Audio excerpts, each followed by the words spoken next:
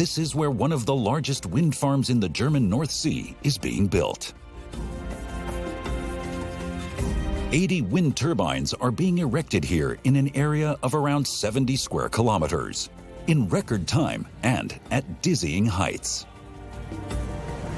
Thanks to precise planning and high-tech equipment, it takes just 1 day to install a wind turbine. The most modern installation vessel in the world is in operation.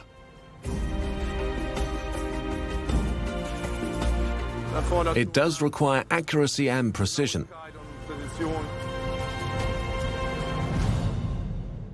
Working in all weather conditions, 24 hours a day, 7 days a week.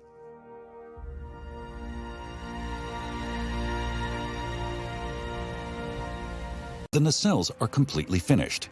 Later at sea, they will be placed on the towers and then connected. The towers have already been assembled from 3 parts on shore. Now, the crane hoists them on board in one piece. They weigh between 230 and 273 tons. And they have everything they need to produce green electricity in the North Sea, like dehumidification systems that protect against rust, hundreds of meters of power cables, and an elevator. Each one is made of special steel and weighs 7.5 kilograms, including the nuts. Then it's time for the rotors. The blade rack was constructed specifically for them.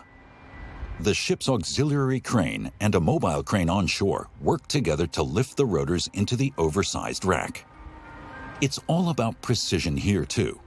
The coordination of the 2 crane operators in particular requires the utmost concentration on all sides.